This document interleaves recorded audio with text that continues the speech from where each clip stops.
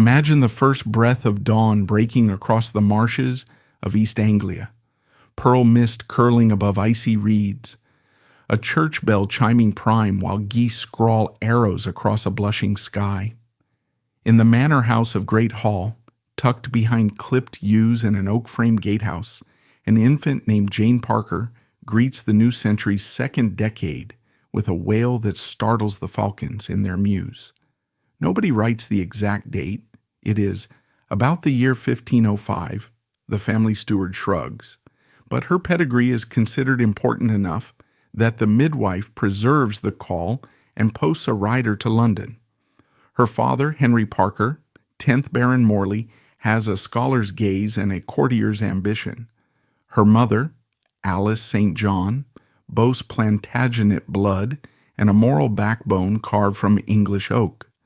Between them they cultivate a household the Tudors later praise as a little Parnassus by the salt marsh. Humanist pamphlets arrive in crates alongside barrels of Rhenish wine. Erasmus's latest tract lies open on the same table as a lute someone is forever tuning.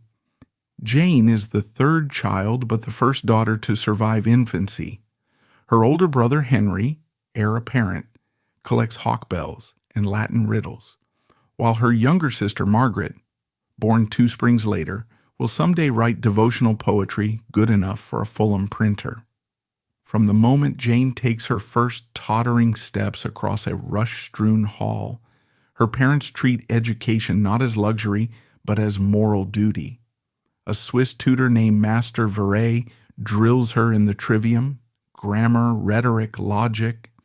When she proves quicker than he at translating Ovid, he switches to Greek. Her mother supervises deportment lessons. Her father corrects her iambic scansion. By the time she is 12, Jane can flick between Latin, Italian, and passable Spanish, parse a balance sheet, embroider a stumpwork lily, and navigate a dinner seating plan to avoid an international incident. It is said that when Erasmus himself hears of the Parker girl, who quotes Terence without glancing at the scroll, he sends her a playful epigram praising women who wield both distaff and dialectic. If the world rewarded female scholarship as it does male, Jane might have ended in a Cambridge study compiling glosses on Seneca. Instead, Tudor England functions on a different calculus. Knowledge is lovely, but marriage is policy. In 1519, her father accompanies Cardinal Wolsey to Calais for peace talks with France and brings 15-year-old Jane in his retinue, partly to show off her French accent, partly to display her at a European marriage market brighter than any English fair. There, beneath silk banners embroidered with salamanders and Tudor roses, she sees King Henry VIII in person for the first time. The monarch is 28, broad-shouldered, splendid in cloth of silver, already constructing his legend as athlete, scholar, and second Arthur. Jane watches him tilt at the lists, admires the way he whirls a poleaxe like a baton, and files away a crucial observation. Kings are magnets, even iron hearts lean toward them. The note will matter later. 2 years pass. Henry Parker's translations of Livy earn him a minor place at court, and in 1522, as diplomatic gifts from Spain jingle into the royal coffers, he petitions Queen Catherine of Aragon's chamberlain for a vacant maid of honor slot. Lady Parker dispatches jars of quince marmalade, a Norfolk merlin, and a pair of Flemish tapestries as lubricants. The door opens. 15-year-old Jane, cheeks stung pink by a winter ride south, arrives at Greenwich with a wardrobe of rose-wool kirtles and a nerve-steadying letter from her mother. Observe everything, remember doubly, speak once. The palace hits her senses like thunder. Men in crimson livery stride past hammered brass sconces.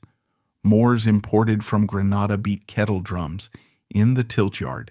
Italian acrobats squabble in Lombard dialect over juggling knives. When Queen Catherine greets Jane in Castilian, the girl must remind her tongue not to trip over the honorifics. Life becomes a kaleidoscope.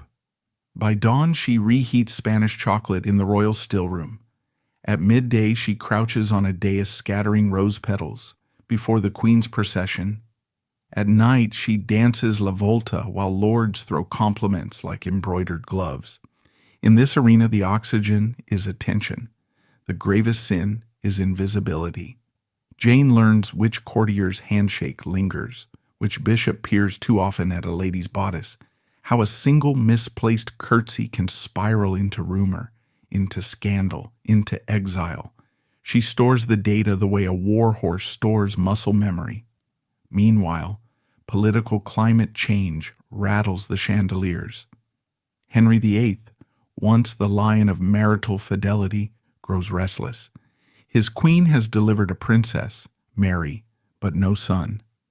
Sometime in 1524, as England digests Lutheran pamphlets smuggled from Wittenberg, the king notices Anne Boleyn, sister of his former mistress Mary, and maid of honor to Catherine. Anne is music in motion, dark eyes, wit like a drawn rapier, French-polished manners courtesy of her years at the court of Francois Thurcher. Jane sees Anne first in the queen's privy chamber, coaxing laughter from a tense Spanish envoy, and thinks, this woman bends rooms around her. They speak French together over almond wafers. They trade Montaigne quotes.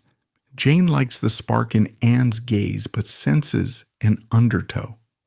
Ambition, she knows, makes a useful servant, but a merciless master. During that same glittering winter, Jane's father proposes an alliance with the rising Boleyns via marriage to their only son, George. George arrives at the Parker townhouse in Lombard Street looking like every novice nun's secret cautionary tale. Chestnut curls, auburn beard, Italian velvet doublet, and confidence tuned just shy of arrogance.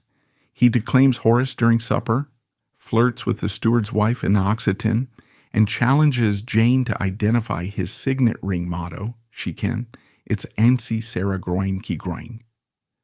Their wedding occurs in early 1525 at St. Martin in the Fields, where the incense almost smothers the February frost. Jane's dowry is 400 marks, a string of pearl droplets, and enough silver plate to found a fortress. George's gift to her is a sonnet promising constancy. The sonnet ages badly. Within weeks, Jane discovers that her new husband regards fidelity as a provincial superstition. He jousts, writes verse, debates heresy by candlelight, and pursues extramarital sport with democratic enthusiasm. Jane, raised on Cicero's stoic virtues, swallows mortification with waxed composure and files each slight into that mental ledger whose pages are filling fast. Yet the marriage slingshots Jane to the epicenter of whatever storm is inbound. When Anne Boleyn's flirtation with the king escalates into a political earthquake, Henry petitions Rome for annulment, Wolsey falls, Thomas Cranmer rises. Jane becomes dynastically priceless. In 1533, as Londoners line the Strand waving sprigs of broom for Anne's coronation, Jane rides in the second barge behind the Queen's gilded shallop. Admirers cheer, detractors hiss. Beneath the gold canopy, Anne is 8 months pregnant with Elizabeth and radiant. Jane, glimpsing her own reflection in the polished armor of the Earl of Surrey, tries to mute the jolt of envy. She reminds herself that proximity to the sun warms and burns. Burn it does. The king's affair with Mary Shelton in 1534 reveals itself at a masque when his eyes linger too long on a blonde harpsichordist. Anne drafts Jane for a surgical strike, cause a scandal so boring, Henry will eject the mistress. Jane confronts Shelton in a gallery, voice pitched to carry, accusations sharpened to diamond points. The plan misfires. Henry interprets the fracas as impertinence and exiles Jane to Morley estates. Through damp autumn months, she pores over Horace while rain sluices down Tudor chimneys. She returns to court spring 1535, scolded but wiser. The king's pride is a bear trap. Step carefully. In January 1536, Catherine of Aragon dies, giving Anne's faction hope the Pope may finally recognize the second marriage. Days later, Anne miscarries a male fetus, and the king's grief curdles to rage. Jane, back in Anne's inner circle, hears whispers of Henry's nightly impotence and understands the perfection of the trap. Without consummation, a marriage can be nullified. She confides the rumor to George, partly in desperation, partly because who else can strategize? Cromwell's informants catch the echo. Charges of adultery and incest follow within months. Arrest warrants fly like winter starlings. When constables seize George in the Painted Chamber, Jane is in the royal closet cataloging jewels for the Queen's summer progress. She drops a pearl earring. It rolls across the floor and settles against an arras depicting Abraham poised above Isaac. She takes it as a sign. The official interrogation of Lady Rochford occurs in the Tower's Cold Harbor storehouse, where sea wind gnaws at candle flames. Records show she answered forthrightly, naming times Anne flirted with court musicians, admitting she had once found her husband in Anne's apartments after curfew. Biographers will bicker for centuries about motive, revenge for marital neglect, fear for her own neck, or calculation that helping Cromwell equals survival. The result is identical. George and Anne are condemned. On the 19th of May, 1536, after a swordsman from Calais severs Anne's slender neck in a single arc, Jane stands in the Queen's apartments, where the smell of Spanish sweetwood still lingers. A witness later says her eyes were dry, but her knuckles white, as if the bones would break through. 2 days later, George is beheaded on Tower Hill. Jane is not invited to collect the body. Instead, agents inventory the Rochford estate, tacking wax seals to coffers, confiscating deeds, even snatching the gilt prayer book she inherited from her grandmother. Her father nabs George's vacant wardenship of Marshalsea Prison, reasoning somebody must hold the office. Jane writes Cromwell a letter so exquisitely penitent it reads like tissue spun of tears. I am a poor, desolate widow, friendless and comfortless, beseeching your lordship that of your accustomed goodness you will be a staff unto me. Cromwell, half cobra, half benefactor, grants her £100 a year, comfortably austere, but better than beggary, and hints that her linguistic dexterity could be employed in service of the realm. Late 1536 delivers Rebellions. The pilgrimage of grace storms up from Yorkshire, 30,000 strong, protesting the dissolution of monasteries. Jane, embedded now in the new Queen's, Jane Seymour's chamber, notes which counselors twitch at the rebel oath. She compiles discreet memoranda, sending them through Cromwell's network. She plays chamber harp, while spies exchange passwords behind arras curtains. It is bloodless espionage, but not blameless. When Queen Seymour dies of puerperal fever 12 days after giving England its prince, doctors accuse the ladies of mismanaging fumes in the confinement chamber. Jane is questioned, cleared, and retires to a leased manor called Overhaul in Essex. There, for 2 years, she oversees cider presses, audits tenant accounts, and experiments with growing woad for dye. For amusement, she retranslates Plutarch's Life of Cato into English, dedicating it to her brother Henry. Yet the pulse of court life throbs in her ears like drums heard through walls. When Henry sends Hans Holbein to paint a German princess, Anna Cleves, Jane predicts a marriage and packs trunks. She arrives at Richmond January 1540 to greet a queen who speaks Dutch-accented German, a touch of French, and no English. Jane becomes translator, etiquette coach, and private conscience. She explains Tudor table manners, never wipe fingers on the tablecloth, teaches Anne the subtle difference between your grace and your majesty, and slips her roast capon, underneath the napkin when the king grumbles that she eats like a Flanders mare. One February night, Anne boasts that the king sleeps beside me each eve. Surely I shall be with child soon? Jane's stomach drops into her slippers. She draws a crude diagram on vellum, explains conjugal essentials, and recognizes that ignorance will weaponize Henry's annulment plea. During parliamentary hearings, Jane testifies, in flawless legal English, that the Queen confided lack of consummation. The annulment follows in July. Henry rewards Jane with another £100 and reassigns her to the household of his new bride, Catherine Howard. Catherine is everything Anne of Cleves is not: English, petite, flirtatious, and chronically undereducated. Jane, now 36, finds herself half governess, half elder sister, though Catherine calls her dearest Nan and showers her with trinkets: a filigree pomander stuffed with rose petals, mini vercuffs, a pommel jewel to fasten her belt knife. Jane enjoys the warmth, but notes the warning signs. Catherine's gaze lingers on young gentlemen. She dances the la volta too close for decorum. She giggles at bawdy riddles nobody tells in royal chambers. Enter Thomas Culpepper, gentleman of the king's privy chamber, tall, reckless, gifted at wresting pardons for poachers in exchange for favors. Catherine drafts Jane as courier. The first letter is coy, compliments on a new doublet, but within a fortnight the language turns molten. Come to me when my Lady Rochford is present, for then I may best slip aside. Jane ferries notes, smuggles quartz heart pendants, and arranges midnight trysts along the northern progress route.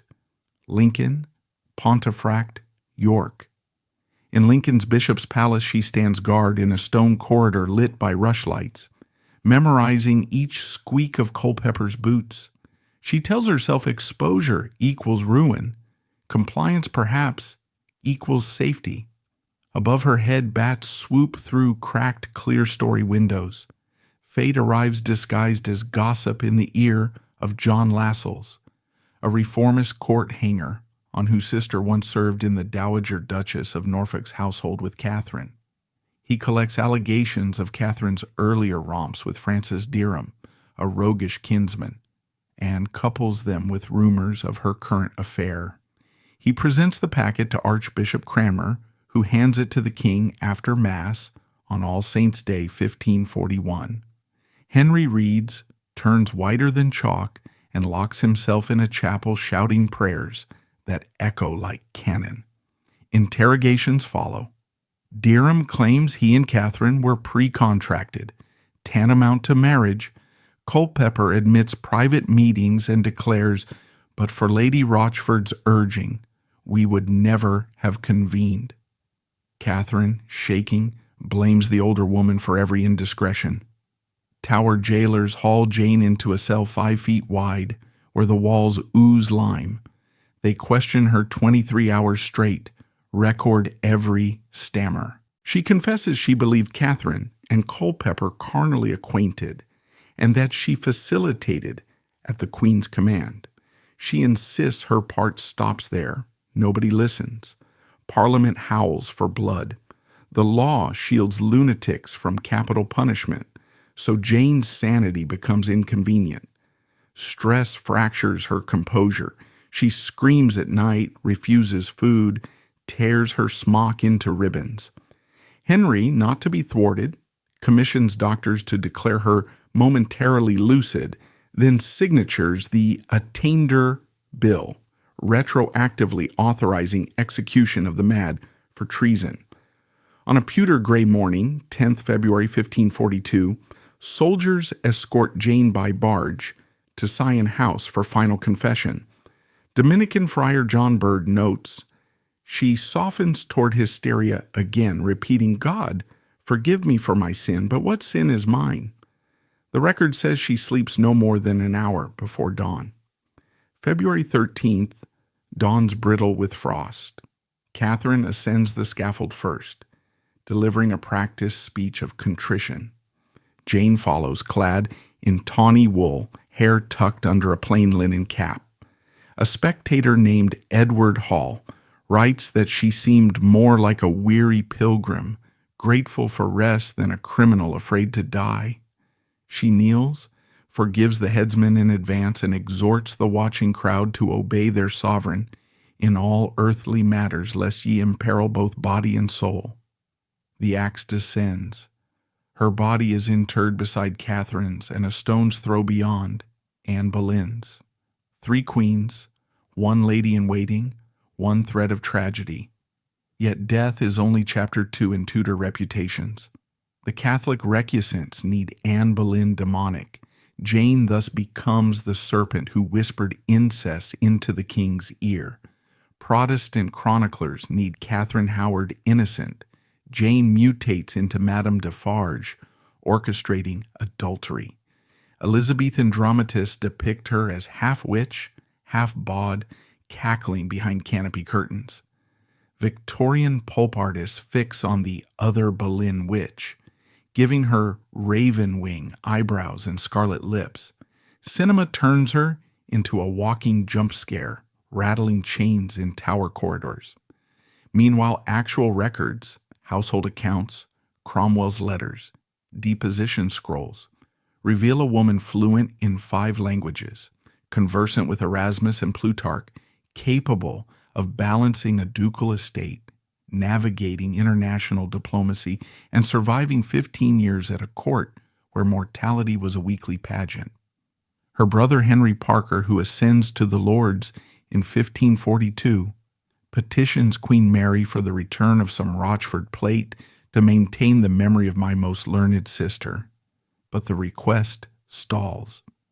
Her sister Margaret enters a convent, later writing a cycle of penitential psalms that include lines scholars trace to Jane's marginalia. In 1568, a generation after the axe fell, the antiquarian John Strype discovers Jane's translation of Petrarch's Triumphi, tucked into a Cambridge library, its flyleaf initialed J.R. He writes in the margin, "Made by that Lady Rochford, so ill spoken of in our chronicles. She had wit, if not wisdom." Centuries later, feminist historians note that every source damning Jane flows from men whose power she threatened or whose agendas she complicated. They argue her true crime was agency. She spoke, plotted, refused to vanish quietly. Today, tour guides in the Tower's chapel royal gesture toward a brass plate half obscured by choir stalls and say, "Here lies Jane Boleyn, Viscountess Rochford, traitor." But if you linger after the tour moves on, when organ notes shiver upward and candle stubs flicker, you might sense a different verdict. You might hear the scratch of a quill across vellum, smell orris root powder on velvet sleeves, glimpse a woman with steady eyes stepping through history's smoke toward the place where her story is still being revised. She does not ask for sainthood. She petitions only for complexity. She extends a hand ink stained from translating Cicero and says, "Remember that I lived before I died, that I balanced survival against conscience in a world that punished both." She is no cartoon villain, no spotless martyr, but a tapestry woven of brilliance and blind spots, loyalty and betrayal, courage and catastrophic miscalculation.